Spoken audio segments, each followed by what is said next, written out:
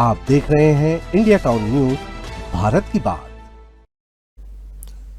नमस्कार, जय जोहार। आप देख रहे हैं इंडिया टाउन न्यूज और मैं हूं आपके साथ सुधीर मिश्रा। स्वागत है आपका हमारे खास बुलेटिन राजधानी सरकारधानी में, जहां हम आपको छत्तीसगढ़ की महत्वपूर्ण खबरों से रूबरू कराएंगे। तो चलिए बुलेटिन की शुरुआत करते हैं, लेकिन उससे पहले एक नजर आज की हेडलाइंस पर। इंटरनेशनल ट्रेड फेयर 2025 आकर्षण का केंद्र बना छत्तीसगढ़ पवेलियन। सीएम विष्णुदेव साय ने किया अवलोकन।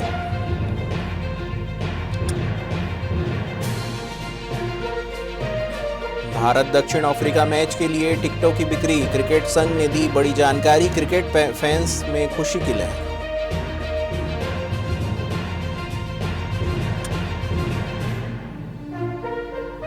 राजधानी में नक्सली समर्थन नारों के बाद पुलिस अलर्ट, सोशल मीडिया पर मचा हंगामा। बस्तर आईजी ने कहा किसी को भी बख्शा नहीं जाएगा।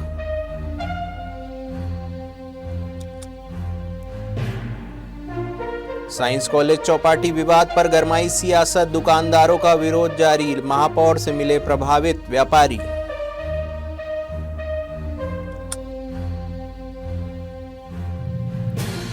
छत्तीसगढ़ के युवाओं के लिए खुशखबरी, प्रदेश में होगी NIFTEM की स्थापना, लोगों को मिलेगा रोजगार।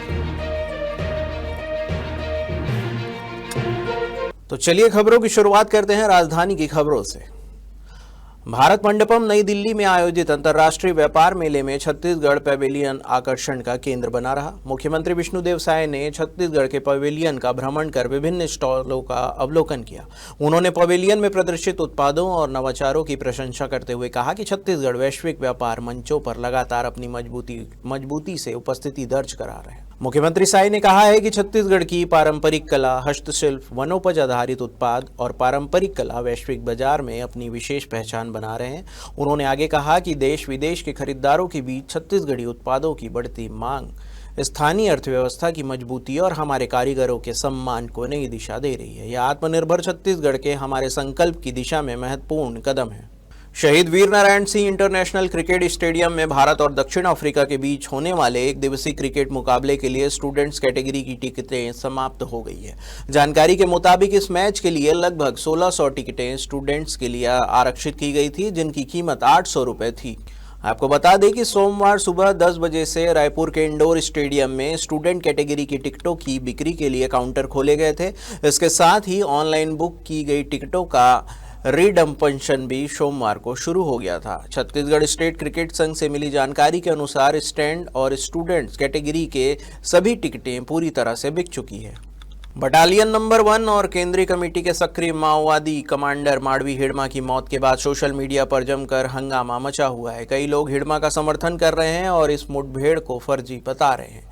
दिल्ली में लगाए गए नारों से यह साफ हो गया कि माओवादी संगठन से सहानुभूति रखने वाले लोग नक्सलियों के मारे जाने पर खुलकर उनका समर्थन कर रहे हैं। इस मामले में बस्तर के आईजी ने कहा है कि किसी विचारधारा का समर्थन अलग बात है, लेकिन अगर कोई हिंसक गतिविधियों को बढ़ावा देने में शामिल पाया जाता है तो उसे बख्शा नहीं जाएगा। उन्होंने आगे बताया कि माडवी हिड़मा के पास आत्मसमर्पण का विकल्प था। उनके कई वरिष्ठ नेताओं ने यह विकल्प चुना और सरकार ने भी उन्हें सुरक्षित आत्मसमर्पण का अवसर देने की कोशिश की।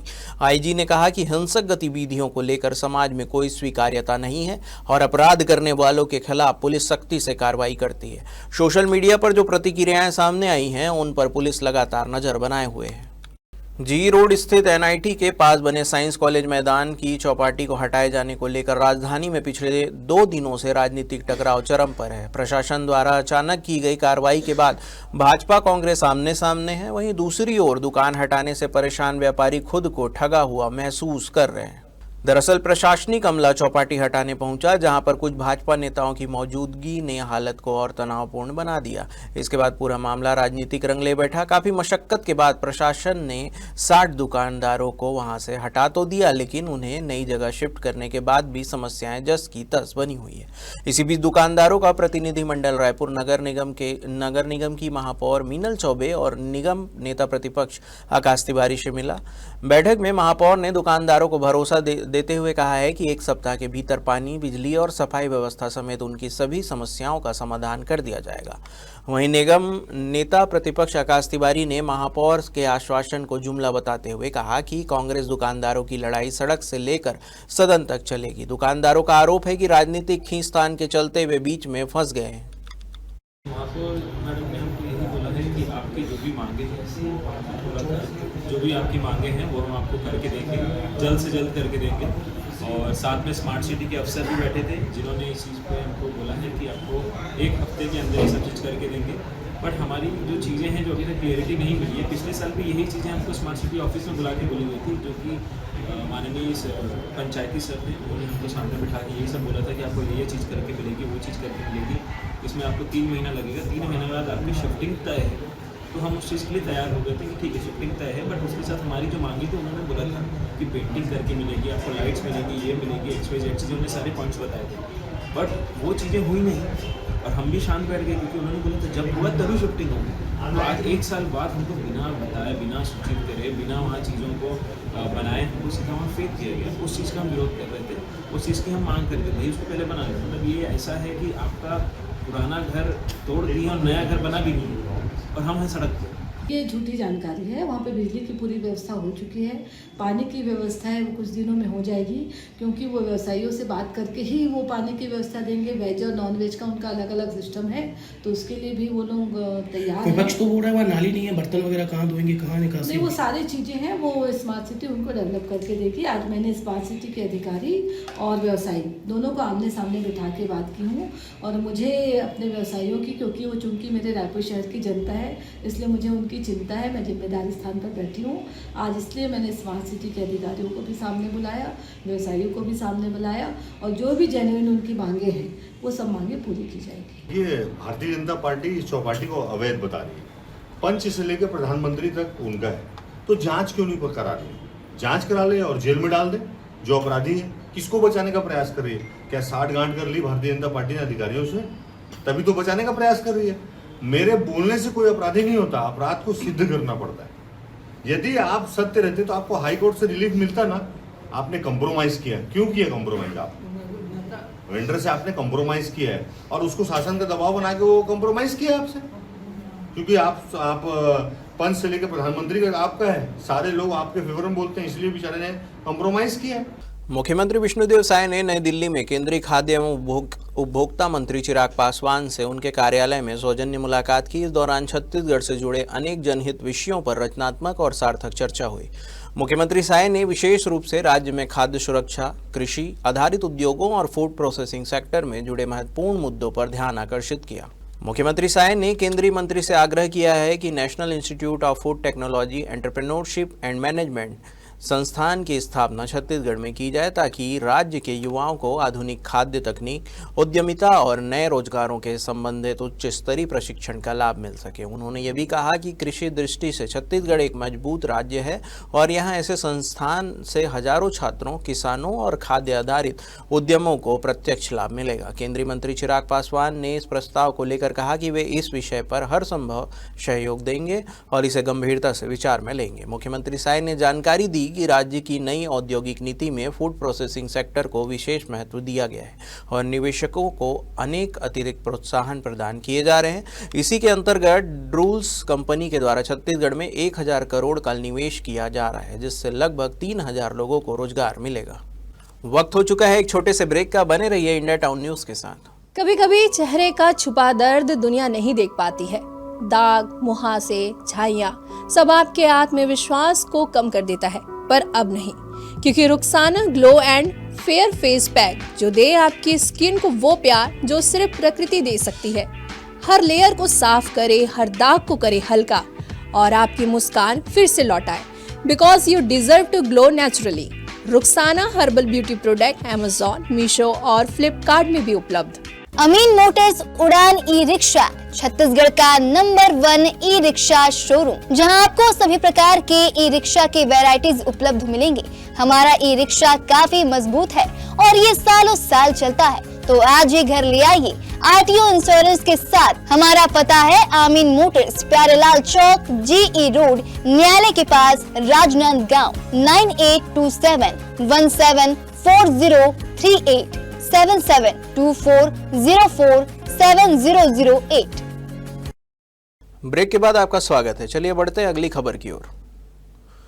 बिलासपुर के सरकंडा थाना क्षेत्र में प्राइवेट स्कूल संचालक अजीत शुक्ला से प्रॉपर्टी बिक्री के नाम पर 40 लाख रुपए की ठगी का मामला सामने आया है। जानकारी के अनुसार शुक्ला का अप्रैल 2024 में दिनेश प्रताप सिंह से परिचय हुआ और उनसे मिलकर भास्कर प्रसाद त्रिपाठी से भी संपर्क हुआ। भास्कर ने खुद को SECL कोरबा का कर्मचारी बताते हुए विवेकानंद नगर में मोपका स्थित अपना मकान बिक्री के लिए दिखाया। आपको बता दें कि 26 अप्रैल 2024 को दोनों पक्षों के बीच इकरारनामा हुआ और शुक्ला ने 36 लाख रुपए ऑनलाइन भुगतान किए। हालांकि तय समय में रजिस्ट्री नहीं हुई और बाद में पता चला कि मकान पहले से ही बैंक में बंधक था। आरोपियों ने 40 लाख रुपए का फर्जी इकरारनामा तैयार किया। शिकायत पर पुलिस ने भास्कर प्रसाद त्रिपाठी और दिनेश प्रताप सिंह ठाकुर को गिरफ्तार कर न्यायिक रिमांड पर जेल भेज दिया। सिविल लाइन बिलासपुर के CSP निमितेश सिंह ने बताया कि धोखाधड़ी का केस दर्ज कर दोनों आरोपी को कोर्ट में पेश किया गया।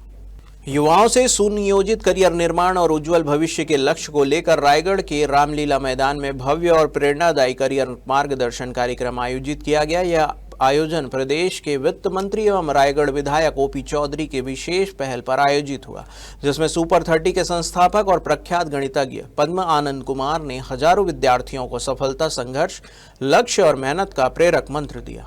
आपको बता दें कि वित्त मंत्री OP चौधरी ने युवाओं को संबोधित करते हुए कहा कि करियर निर्माण में स्पष्ट लक्ष्य, सही मार्गदर्शन और कठोर परिश्रम 3 सबसे महत्वपूर्ण तत्व हैं। उन्होंने आगे कहा कि जीवन में कठिनाइयां अक्सर सफलता की ऊंची छलांग का आधार बनती है।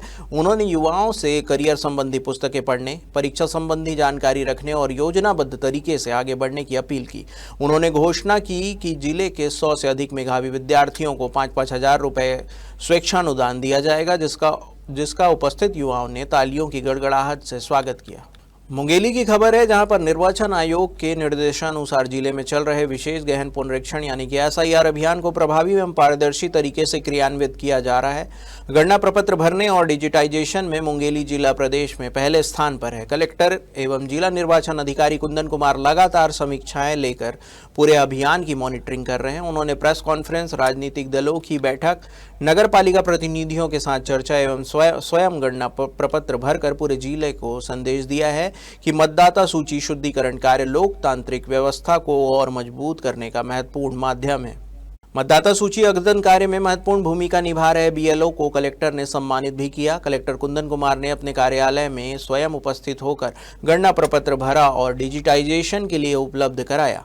उन्होंने जिले के सभी पात्र नागरिकों से आग्रह किया है कि वे BLO के माध्यम से गणना प्रपत्र अवश्य भरें, ताकि मतदाता सूची में उनका नाम सही और अद्यतन रूप से दर्ज हो सके। अधिक जानकारी के लिए जिले में निर्वाचन कार्यालय, BLO और कलेक्ट्रेट में स्थापित हेल्प डेस्क से संपर्क करने की सुविधा भी उपलब्ध है।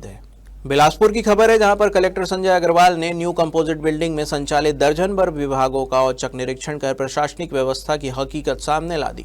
बिना पूर्व सूचना किए गए इस निरीक्षण में कई विभागों में अधिकारियों और कर्मचारियों की गैर मौजूदगी ने चौंकाने वाली तस्वीर पेश की, जिस पर कलेक्टर ने तीखी नाराजगी जाहिर की है। आपको बता दें कि प्रशासनिक कामकाज में कसावट लाने और विभागीय अधिकारी कर्मचारियों को सुविधा देने के लिए सप्ताह में 2 दिन शनिवार और रविवार अवकाश दिया जाता है। इसके साथ ही सुबह 11 बजे के बजाय 10 बजे दफ्तर आने का समय तय किया है, लेकिन बीते 4 वर्षों में विभाग के अधिकारी कर्मचारी अपने पुराने ढर्रे के अनुसार सुबह 11 बजे के बाद भी दफ्तर पहुंच रहे हैं। इसकी वास्तविकता परखने के लिए सोमवार को कलेक्टर संजय अग्रवाल ने सुबह 10 बजे दर्जन भर दफ्तरों का औचक निरीक्षण किया। इस दौरान न्यू कंपोजिट बिल्डिंग में संचालित दर्जन भी विभाग को पहुंचने में सबसे गंभीर स्थिति उद्योग विभाग के सामने आई, जहां पर निरीक्षण के दौरान समय सिर्फ एक चपरासी ही मौजूद मिला। इतना ही नहीं, जब कलेक्टर ने कोष लेखा विभाग पहुंचे तो वहां तो चपरासी तक कार्यालय में मौजूद नहीं मिला। कर्मचारियों की अनुपस्थिति पर कलेक्टर संजय अग्रवाल का गुस्सा साफ नजर आया। उन्होंने तल्ख लहजे में कहा कि जब वेतन कटेगा तब समय पर आने की कीमत समझ में आएगी। उन्होंने मौके पर ही सभी विभागों के उपस्थिति रजिस्टर मंगवाए और कर्मचारियों की हाजिरी की जांच की। कोहरे के नाम पर लगातार रद्द हो रही यात्री ट्रेनों को लेकर कोटा विधायक अटल श्रीवास्तव ने कड़ा विरोध दर्ज कराया है। उन्होंने दुर्ग से छपरा तक चलने वाली सारनाथ एक्सप्रेस को 66 दिनों के लिए रद्द किए जाने पर रेल मंत्री को पत्र लिखकर इसे नियमित रूप से चलाने की मांग की है। विधायक ने रेल प्रबंधन पर सवाल उठाते हुए कहा कि क्या कोहरे का असर सिर्फ यात्री ट्रेनों पर पड़ता है, मालगाड़ियों पर नहीं। ठंड के मौसम में कोहरे के कारण यात्री ट्रेनों का रद्द होना आम बात है, जिससे आम यात्रियों को भारी परेशानी का सामना करना पड़ रहा है। रेलवे ने कोहरे का हवाला देते हुए देश भर में करीब 247 ट्रेनों को 50 से 90 दिनों के लिए रद्द कर दिया है, जिससे करोड़ों यात्रियों की यात्रा योजनाएं प्रभावित हो रही है। इसको लेकर कोटा विधायक अटल श्रीवास्तव ने यात्रियों के हितों के खिलाफ बताया। उन्होंने आगे कहा कि सारनाथ एक्सप्रेस छत्तीसगढ़, मध्य प्रदेश, उत्तर प्रदेश और बिहार को जोड़ने वाली एक प्रमुख ट्रेन है। यह विशेष रूप से बिलासपुर से प्रयागराज जाने वाले श्रद्धालुओं के लिए महत्वपूर्ण साधन है। छत्तीसगढ़ से प्रतिदिन हजारों लोग श्राद्ध, पिंडदान और अन्य धार्मिक कार्यों के लिए प्रयागराज का सफर करते हैं। ऐसे में इस ट्रेन का लंबी अवधि के लिए रद्द होना लोगों की भावनाओं को ठेस पहुंचाने वाला है। हमारे खास बुलेटिन राजधानी सरकार धानी में फिलहाल इतना ही। देश प्रदेश की तमाम खबरों से अपडेट रहने के लिए बने रहिए इंडिया टाउन न्यूज के साथ। नमस्कार। आप देख रहे हैं इंडिया टाउन न्यूज, भारत की बात।